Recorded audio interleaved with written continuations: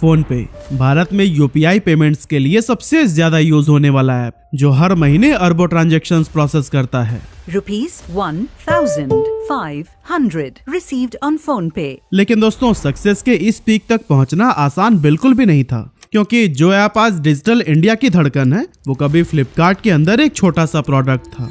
इस जर्नी में फोन पे पर कई बार यूपीआई रूल्स तोड़ने के आरोप लगे, बैंकों ने इसे ब्लॉक कर दिया, कॉम्पिटिटर्स के साथ भी लीगल फाइट्स हुई, लेकिन हर बार फोन पे मजबूती से खड़ा हुआ। तो आखिर फोन पे ने गूगल पे जैसे जायंट्स को कैसे पीछे छोड़ा, कैसे आईसीआईसीआई बैंक और पेटीएम के आरोपों के बाद भी ये लोगों का फेवरेट पेमेंट ऐप बना रहा, और फोन पे जब यूपीआई के थ्रू आपके बैंक से रिसीवर के बैंक अकाउंट में पेमेंट डायरेक्ट ट्रांसफर कर देता है, तो फिर पैसे कैसे कमाता है। आज के इस वीडियो में हम सब कुछ डिटेल में जानने वाले हैं।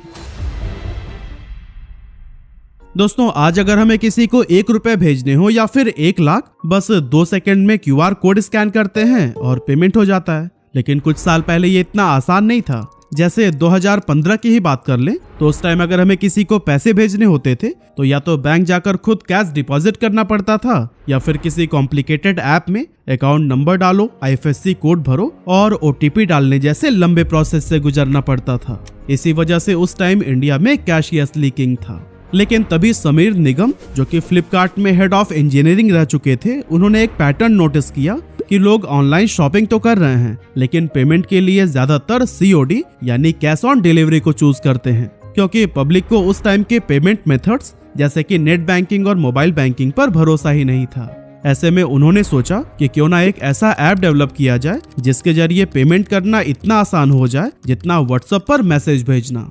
उन्होंने अपने इस थॉट को अपने 2 दोस्तों राहुल चारी और बुर्जिन इंजीनियर के साथ में शेयर किया। बेसिकली राहुल चारी उनके साथ फ्लिपकार्ट में ही काम करते थे, जबकि बुर्जिन इंजीनियर उस वक्त यूएस में जॉब कर रहे थे।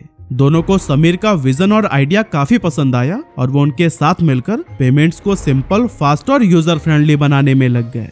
हालांकि शुरुआत आसान नहीं थी, क्योंकि उनके पास ना कोई बड़ा ऑफिस था और ना ही कोई हैवी फंडिंग। इसके बावजूद वो लगे रहे और खुद ही ऐप का कोड लिखना शुरू कर दिया। इस जर्नी में बुर्जिन बैकएंड संभाल रहे थे, राहुल सिस्टम डिजाइन बना रहे थे और समीर प्रोडक्ट विजन और यूजर एक्सपीरियंस पर फोकस कर रहे थे। इस तरह से दिसंबर 2015 में उन्होंने अपनी कंपनी को रजिस्टर किया, जिसका नाम रखा गया फोन पे। अब दोस्तों, उस टाइम पर फ्लिपकार्ट के पास कुछ पुराने पेमेंट सिस्टम्स थे, जैसे कि FX Mart और PayZip, लेकिन वो बिल्कुल भी स्मूथ और रिलायबल नहीं थे। इसीलिए कंपनी को अपने ई-कॉमर्स प्लेटफॉर्म के लिए एक बेहतर और यूजर फ्रेंडली पेमेंट सोल्यूशन की तलाश थी। ऐसे में जब फ्लिपकार्ट को पता चला कि उनके 2 एक्स एम्प्लॉयज एक नया पेमेंट ऐप बना रहे हैं, तो फिर उन्होंने इंटरेस्ट दिखाना शुरू कर दिया। और फिर फाउंडर्स से डिटेल में आइडिया सुनने के बाद उन्हें फोन पे काफी प्रॉमिसिंग लगा। इसीलिए अप्रैल 2016 में फोन पे ऐप ऑफिशियली लॉन्च होने से पहले ही फ्लिपकार्ट ने इसे एक्वायर कर लिया था। और फिर फ्लिपकार्ट के साथ आने के बाद फोन पे को सिर्फ फाइनेंशियल सपोर्ट ही नहीं, बल्कि ब्रांड का ट्रस्ट भी मिला, क्योंकि लोग फ्लिपकार्ट के नाम पर भरोसा करते थे। लेकिन दोस्तों, असली गेम चेंजर तो तब आया जब इसी महीने की ही 11 तारीख को एनपीसीआई ने यूपीआई लॉन्च कर दिया, जिसने पूरे इंडिया की पेमेंट फिलॉसफी ही बदल दी। क्योंकि अब यूजर सिर्फ मोबाइल नंबर या वर्चुअल आईडी से सीधे बैंक अकाउंट्स के बीच इंस्टेंट मनी ट्रांसफर कर सकते थे, वो भी बिना कार्ड, बिना आईएफएससी और बिना बैंक विजिट की। अब दोस्तों, तीनों फाउंडर्स को पहले से ही पता था कि यूपीआई ही इंडिया का फ्यूचर बनने वाला है, और इस पेमेंट सिस्टम को उन्होंने फोन पे पर इंटीग्रेट करने की प्लानिंग भी कर रखी थी। लेकिन अगर आप सोच रहे हैं कि यूपीआई लॉन्च के पहले इन्हें कैसे पता चल गया इस पेमेंट सिस्टम के बारे में, तो दोस्तों आपको क्लियर करते चलें कि एनपीसीआई ने यूपीआई पर काम 2014-15 में ही शुरू कर दिया था, और 2016 में पब्लिक लॉन्च से पहले ही कई सारी कंपनीज को इसके बारे में लिमिटेड इंफॉर्मेशन मिल चुकी थी। हालांकि यूपीआई पेमेंट्स को फोन पे पर इंटीग्रेट करना इतना आसान साबित नहीं हुआ, क्योंकि उस समय ज्यादातर बैंक्स थर्ड पार्टी एप्स पर भरोसा ही नहीं करते थे। इसीलिए ज्यादातर ने तो साफ कह दिया कि हम किसी बाहरी ऐप को इंटीग्रेट ही नहीं करेंगे। लेकिन दोस्तों, फिर भी फोन पे की टीम ने हार नहीं मानी। मीटिंग्स पर मीटिंग्स, प्रेजेंटेशंस, डेमोज, हर तरह का दरवाजा खटखटाया और फिर आखिरकार उनकी मेहनत रंग लाई। अगस्त 2016 में फोन पे ने यस बैंक के साथ में पार्टनरशिप कर ली, जिसके बाद फोन पे ने पहली बार पब्लिक के लिए अपनी UPI based mobile payment app launch कर दी। और कमाल की बात पता है, फोन पे भारत की पहली ऐप थी जो खुद बैंक नहीं थी, फिर भी NPCI से डायरेक्ट जुड़कर UPI पेमेंट्स करा रही थी। इसके साथ ही फ्लिपकार्ट ने फोन पे को अपने शॉपिंग प्लेटफॉर्म से भी इंटीग्रेट कर दिया ताकि फ्लिपकार्ट पर शॉपिंग करने वाले सीधे फोन पे ऐप से पेमेंट कर सकें। इस स्टेप से दोनों को फायदा हुआ। फ्लिपकार्ट को स्मूथ पेमेंट सिस्टम मिल गया और फोन पे को लाखों नए यूजर्स मिल गए। ऐसे में ये पार्टनरशिप दोनों के लिए एक विन विन डील बन गई। फोन पे की वजह से यूजर्स को पहली बार ये फ्रीडम मिली कि वो सिर्फ अपने मोबाइल नंबर या VPA यानी कि वर्चुअल पेमेंट एड्रेस से पैसे भेज सकें, जो कि इंस्टेंट होने के साथ साथ सेफ भी था। लेकिन दोस्तों, किसी को भी नहीं पता था कि कुछ ही महीनों बाद देश एक ऐसा कदम उठाने वाला है जो फोन पे जैसी कंपनीज की किस्मत पूरी तरह से बदल देगा।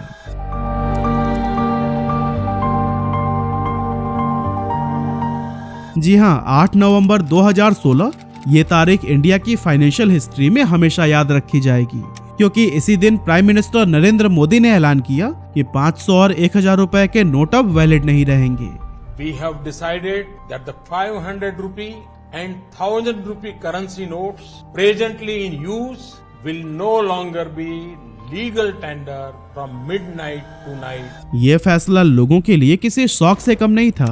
हर जगह लंबी लंबी लाइनें, कैश की कमी और रोजमर्रा के कैश पेमेंट्स तक ठप पड़ गए। और फिर जब कैश रुका तो फिर डिजिटल पेमेंट्स ने पहली बार असली रफ्तार पकड़ी। फोन पे, जो उस समय एक नया स्टार्टअप था, अचानक से नेशनल स्पॉटलाइट में आ गया।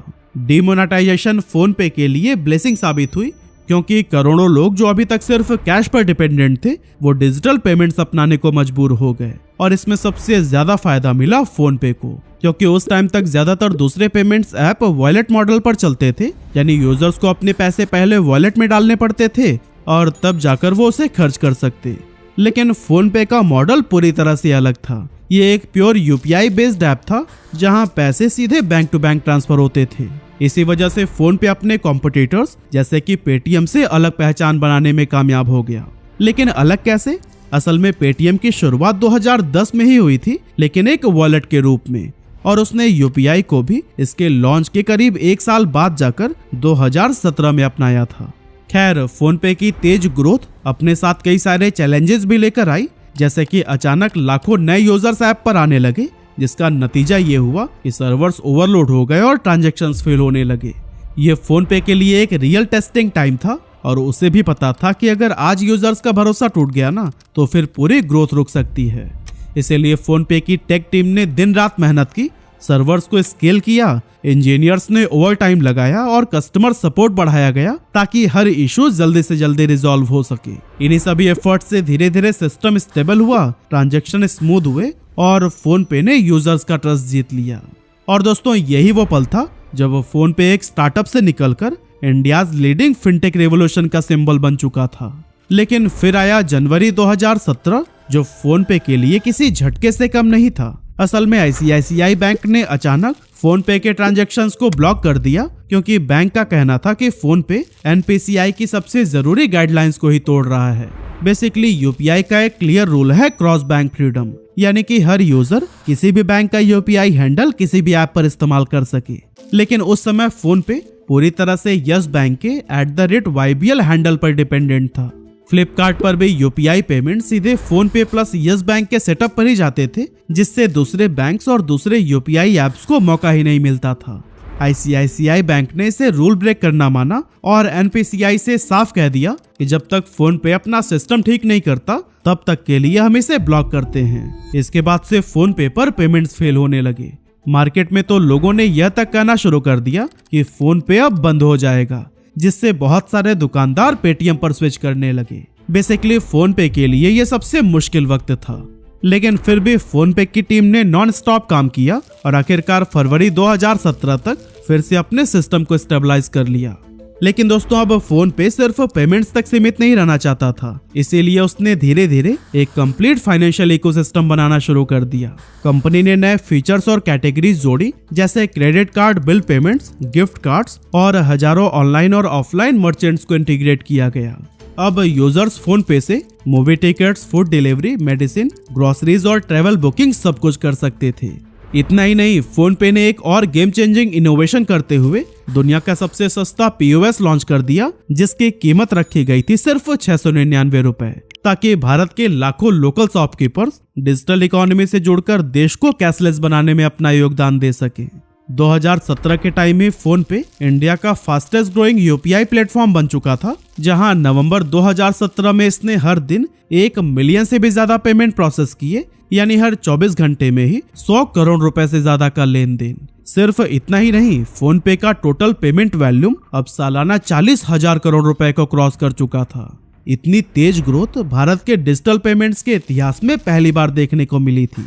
इसके अलावा ट्रांजैक्शंस की अगर बात करें तो नवंबर 2017 की तुलना में अगले ही साल 82% की इंक्रीमेंट हुई थी, यानी कि ऑनलाइन शॉपिंग हो, बिल पेमेंट्स हो या फिर दोस्तों को पैसा भेजना, हर जगह फोन पे का यूज बढ़ता चला गया।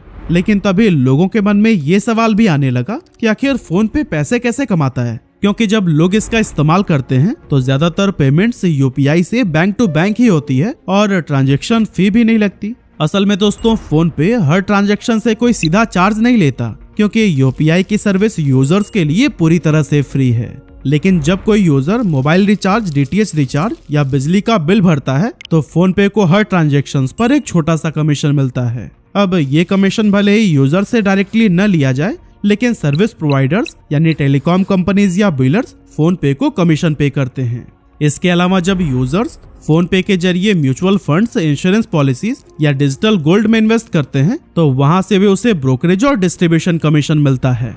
साथ ही बड़े मर्चेंट्स जैसे स्विगी, जोमेटो, बिग बाजार, मिंत्रा और ओला भी फोन पे के साथ टाई अप करके रखते हैं, और जब यूजर्स इन प्लेटफॉर्म पर भी फोन पे से पेमेंट करते हैं तो फिर फोन पे को वहां से भी ट्रांजैक्शन फी या इंटीग्रेशन फी मिलती है।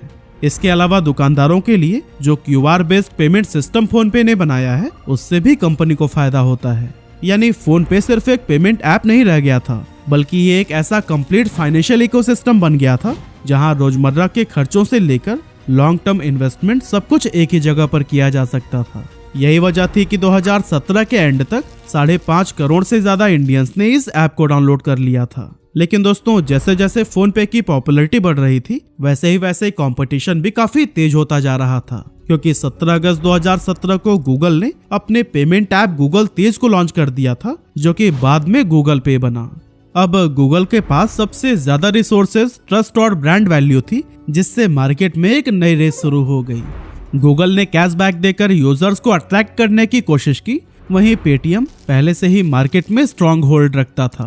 उसके पास बड़ा यूजर बेस, कैशबैक ऑफर्स और वॉलेट सिस्टम का एडवांटेज था। ऐसे में फोन पे को दोनों तरफ से टफ चैलेंज मिल रहा था। लेकिन इस दौरान फोन पे की टीम ने इनोवेशन, यूजर ट्रस्ट और पार्टनरशिप पर फोकस किया। हर महीने नए फीचर्स लाए, यूजर्स को ऑफर और रिवॉर्ड्स दिए, साथ ही तेजी से छोटे शहरों और दुकानों तक अपनी पहुंच बढ़ाई। इसके लिए कई सारे बेहतरीन एड कैंपेन चलाए गए, जिनमें लोगों को UPI और डिजिटल पेमेंट से जोड़ने पर जोर दिया गया। साथ ही लोगों को ये बताने पर फोकस किया गया कि फोन पे से पैसे भेजना, बिल भरना, शॉपिंग, परिवार या दोस्तों के बीच छोटे मोटे रोजमर्रा के लेन देन करना कितना आसान और सुरक्षित है। इन एड्स ने डिजिटल पेमेंट को पहली बार आम लोगों की जिंदगी का हिस्सा बनाया, जिससे फोन पे धीरे धीरे हर घर तक पहुंच गया। लेकिन फिर आया साल 2020, जो सिर्फ भारत ही नहीं बल्कि पूरी दुनिया के लिए चुनौती भरा समय था, क्योंकि इसी साल कोविड-19 पैंडेमिक ने कहर ढाया, जिसने लोगों का रूटीन, काम करने का तरीका और पैसे का लेन देन सब कुछ बदल दिया। इस समय डिजिटल पेमेंट सिर्फ सुविधा नहीं बल्कि एक जरूरत बन गई थी, क्योंकि लोग कैश ट्रांजैक्शन से बचने लगे थे और ज्यादातर लोग ऑनलाइन पेमेंट करना ही पसंद करते थे। फोन पे ने भी इस मौके को सही तरह से समझा और कॉन्टैक्टलेस पेमेंट्स और स्कैन एंड पे सेव जैसे कैंपेन शुरू किए। और दोस्तों, इनके ये कैंपेन्स इतने इफेक्टिव थे कि थोड़े ही समय में फोन पे बाकी ऐप से तेजी से आगे निकलने लगा। जैसे कि जनवरी 2021 की बात करें तो फोन पे ने 969 मिलियन ट्रांजैक्शंस किए थे, जो कि गूगल पे के 853 मिलियन और पेटीएम के 281 मिलियन से भी कहीं ज्यादा थे। कुल मिलाकर उस महीने भारत में 2.3 बिलियन UPI ट्रांजैक्शंस हुई थी, जिनकी वैल्यू थी करीब 4.2 लाख करोड़ रुपीस, और इन सब में सबसे आगे था फोन पे। लेकिन अगले ही साल यानी 2022 में एक ऐसा केस सामने आया जिससे फोन पे और पेटीएम के बीच एक लीगल फाइट शुरू हो गई।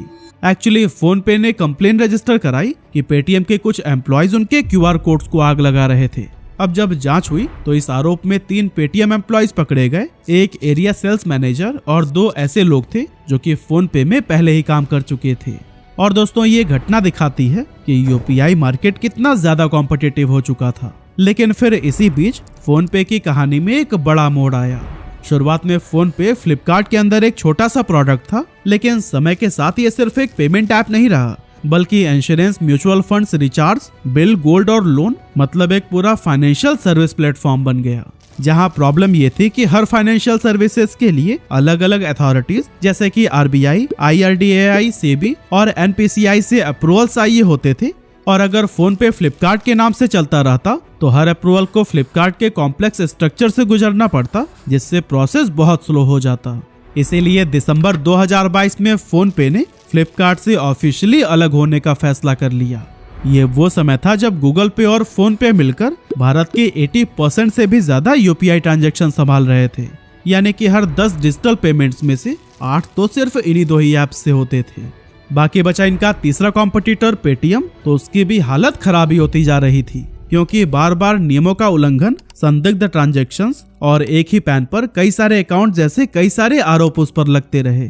यहाँ तक कि मनी लॉन्ड्रिंग के शक पर NPCI ने इन्वेस्टिगेशन शुरू की और पेटीएम पर नए यूजर्स ऑनबोर्ड करने पर रोक लगा दी, जिसका सीधा असर पड़ा इनके मार्केट शेयर पर, क्योंकि अप्रैल 2023 में पेटीएम के यूपीआई ट्रांजैक्शंस का जो मार्केट शेयर 13.3% था, वो दिसंबर 2024 तक घटकर सिर्फ 6.88% रह गया। हाँ, अक्टूबर 2024 में NPCI ने पेटीएम को फिर से नए यूजर्स को ऑनबोर्ड करने की परमिशन तो दे दी थी, लेकिन अब तक बहुत देर हो चुकी थी, क्योंकि इसी दौरान फोन पे ने एग्रेसिव एक्सपेंशन और स्मूथ यूजर एक्सपीरियंस के दम पर यूपीआई मार्केट में मोनोपोली क्रिएट कर ली थी। आज फोन पे का मार्केट शेयर 45.8% है, यानी कि आधे से ज्यादा यूपीआई पेमेंट्स इसी ऐप पर ही होती है। साथ ही NPCI के अकॉर्डिंग अगस्त 2025 में फोन पे ने लगभग 9.15 बिलियन यूपीआई ट्रांजैक्शंस प्रोसेस की, जिनकी टोटल वैल्यू थी करीब 11.99 लाख करोड़ रुपीस। और दोस्तों ये डेटा दिखाते हैं कि आज छोटे कस्बों से लेकर बड़े शहरों तक हर जगह लोग फोन पे का यूज सबसे ज्यादा कर रहे हैं। इसीलिए यह कहना भी गलत नहीं होगा कि फोन पे अब सिर्फ एक मोबाइल ऐप नहीं, बल्कि भारत की डिजिटल इकोनॉमी का दिल बन चुका है। वैसे यूपीआई पेमेंट्स के लिए आप किस ऐप का यूज करते हैं, हमें कमेंट करके जरूर बताइएगा।